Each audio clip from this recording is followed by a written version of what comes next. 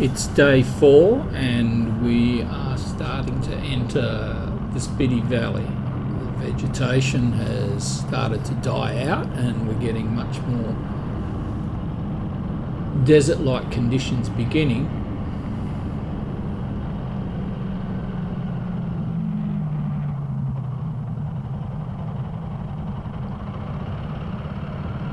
This is one of the best roads into the Spiti Valley, and it's the major road in.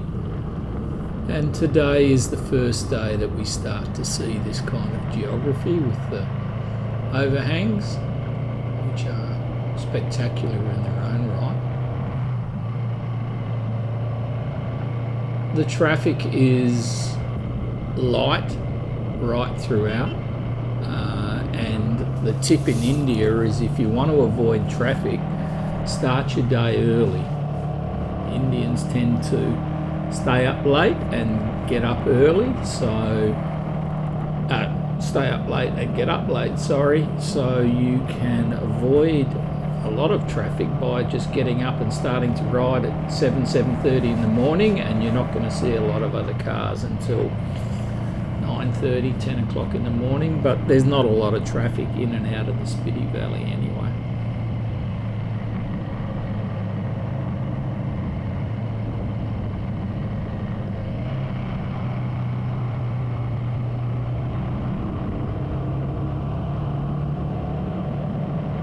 The roads in this part of the world are overall in really good condition because it's quite a contentious, disputed border area. So the Indian government throws a lot of money at the roads and the infrastructure up in this part of the world to, number one, keep the locals happy, who have a tendency to be more towards a separatist state than anything. And also it enables the military to get up to any flashpoints very quickly.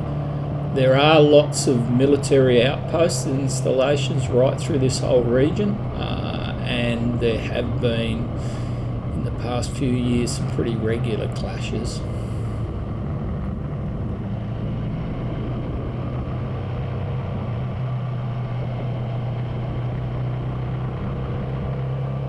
Coming up now to what is the first of the chicane passes to get us into the Spiti Valley, and this is really where you start to realise that you're starting to enter a completely different world to the one that you've been used to. These are some military trucks coming back down.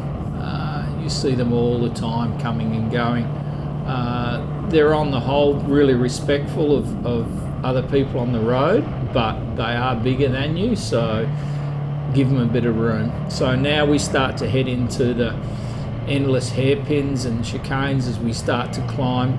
We'll probably climb around about 800 metres overall in this next 5-minute stretch as we go through and head up the side of the hill to get some height and out of the valley.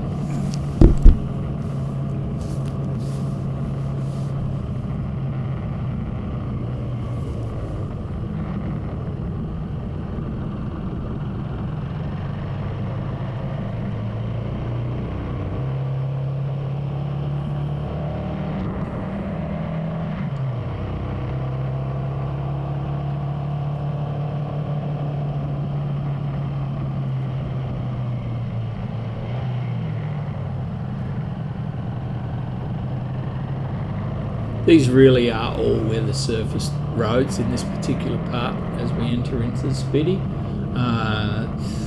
There's periods during the winter where this is closed because it's covered in snow, but it's probably open for a great majority of the year. In the depths of winter it will be closed because it'll be full of snow.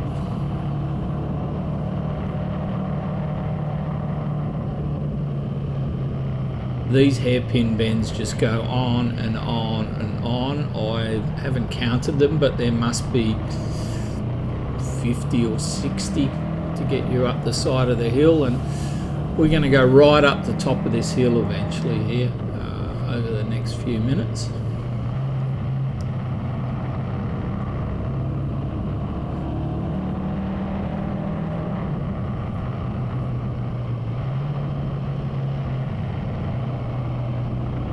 This day is pretty typical weather-wise of what we will encounter as we go through the Spiti Valley. About 85 or 90% of the days of this ride have weather like this, so it's absolutely fantastic riding. Probably riding in 23 to 25 degrees Celsius, so you don't even need a warm insert in your jacket, and in fact when you stop you probably want to take off your jacket anyway because it's pretty warm in the sun. So it's great weather, great riding.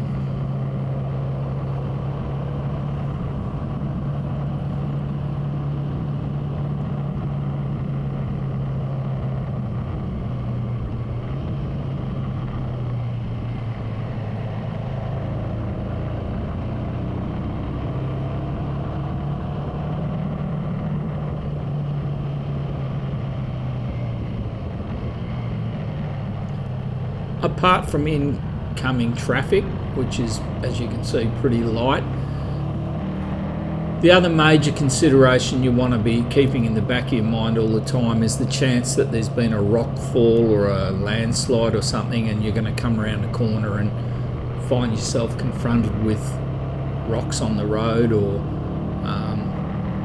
some other form of debris on the road. So it takes a couple of days to get used to that, especially when the bitumen runs out and you start to head onto unsealed roads. It's not unnerving, but it's just a different way of thinking when you're riding.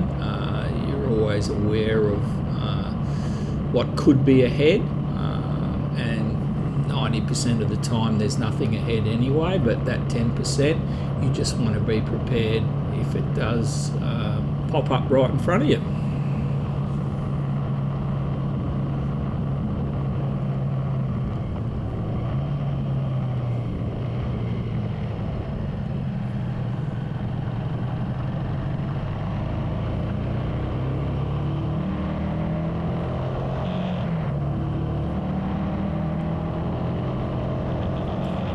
This was probably the first good workout of the 450.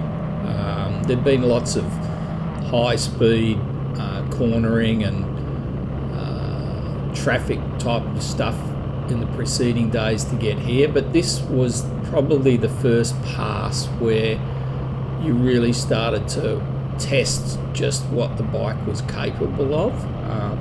The gearing on the 450s is a little bit different. It's a lot longer between changes, so you might be riding in first till 20 kilometers an hour, second could be anything up to 35 or 40, and bearing in mind that you go through to sixth, it's pretty unusual to get all the way to sixth. You're probably cruising in fourth or fifth in this kind of scenario here, but it's all good. So we're just about at the top and it's time to have a rest.